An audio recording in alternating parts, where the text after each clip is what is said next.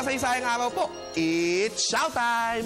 Nagbubunyi ang lahat sa pagkapanalo ng ikatlong Miss Universe na Pilipina na si Pia Wurtzbach. Matatandaan na noong una natin itong nasungkit noong 1969 nang manalo si Gloria Diaz, ay halos kasabay ito ng unang paglapag ng tao ni Neil Armstrong sa buwan. Kaya naman, minsang nasabi ni Pangulong Richard Nixon, America conquered the moon, but the Philippines conquered the universe. Ang pangalawa ay nang manalo si Margie Moran noong 1973 sa Athens, Greece. 2 beses na ring naganap ang Miss Universe pageant sa Maynila.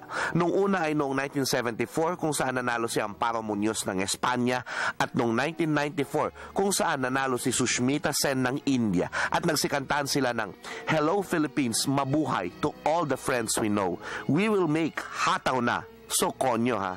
Masasabing malaki ang tatak ng ating maliit na bayan sa Miss Universe. Ngunit, sa kabila ng ating pagdiriwang, may mga narinig akong kritiko sa radyo na nagsasabi na problematiko itong itinataguyod ng Miss Universe na konsepto ng kagandahan sapagkat hindi papasok ang nakararami sa mga Pilipina.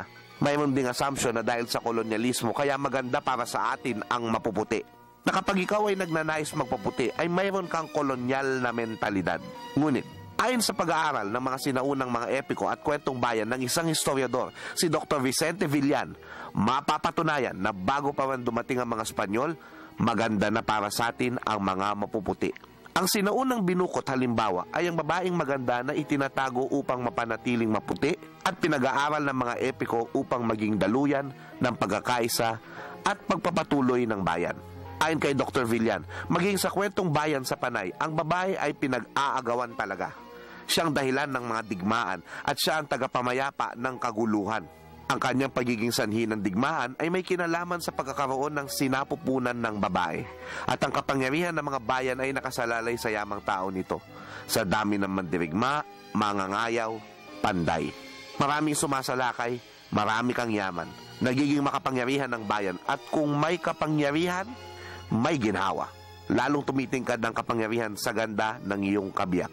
Sa mga epiko ng Panay, yung Makanukas o Virgin of the Sun ay inilalarawan bilang nagniningning sa ganda at kasing puti ng balanakon, isang sugpo na maputi at malambot ang balat at kasing puti ng kawayan kapag binuka. Bakit binubukot o pinapaputi? Ito ay upang tumaas ang kanyang kalidad at maligawan ng mga makapangyarihang datu. Ang pagiging maganda ay may kaugnayan sa kapangyarihan at mas maraming ginhawa. Kung tutusin, totoo din naman. Kung sino ang hindi pangkaraniwan sa isang lugar, iyon ang mapapansin. Tignan na lamang natin kung paanong paibigin ng mga Pilipino at mga Pilipina ang mga dayuhan. Ngunit, ang pinag-uusapan natin dito ay ang pisikal na kagandahan. Sa pagbubuo ng bansa ng katipunan, sa pagtuturo ng pagkakapantay-pantay, kagandahang loob, imbes na kagandahan lamang ang naging emphasis ng kartilya ng katipunan ni Emilio Jacinto.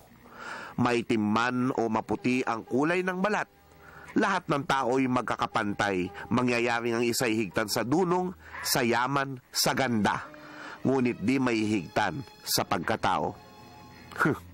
May pag-asa pa tayo. Ako po si Xiao Chua para sa Telebisyon ng Bayan. And that was Xiao.